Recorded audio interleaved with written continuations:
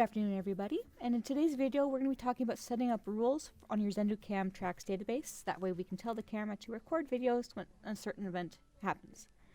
So first we're going to head over to our admin tab up here and then down to rules. And we have a list of all the current rules that you already have set up. And to set up a new one, we're just going to go over here and click on add new rule.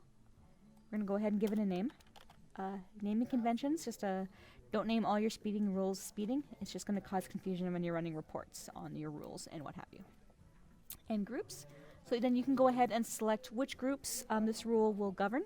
So for example, if I only want this rule to be only vehicles in warehouse to be able to trigger this rule, I'd select the appropriate group. Okay, and conditions. So this is where we tell the rule how to trigger.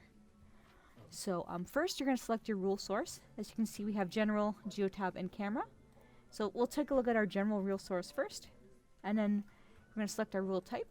And as you can see, general is just that, your general basic rules. So we can have when they're idling, when they're stopped inside a zone, when they're speeding, etc. Okay, and our camera rule type.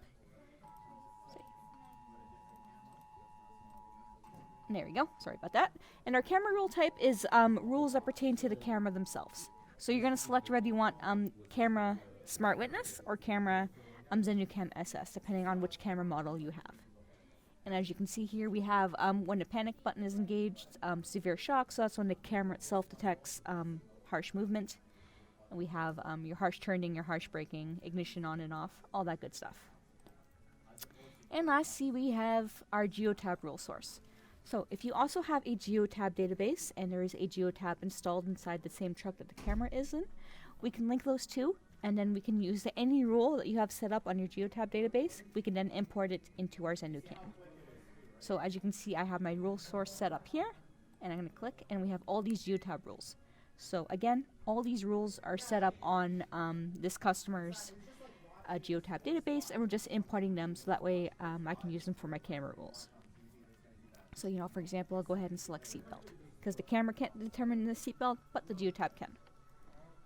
Okay, and once I have my conditions set up, we're going to move over to our Actions tab.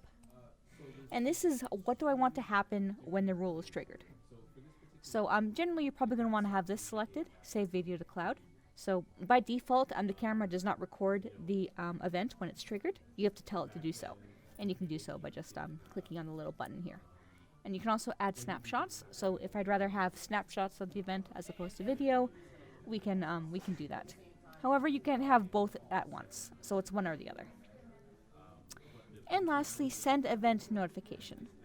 So this is if I want to send a notification to someone when the event is triggered, because maybe it's an important rule, like possible accident or what have you, somebody needs to know. So I'll select event notification. I'll go ahead and write my message in my body of my email, and then I'll add an escalation, and I'll say, 0 minutes after the event, so basically right away once it triggers, escalate to, or send the email to, whoever I have listed here. So whoever, whichever user in the system I want to send the event to. And that way, 0 minutes after the event, so right away, this person here, Craig, will receive the email with whatever message you have sent up here. And when you're all done, just go ahead and click Save, and your new rule will be set up and ready to use. And that's it for setting up rules. So thank you very much for joining me, and we'll see you in the next video. Bye.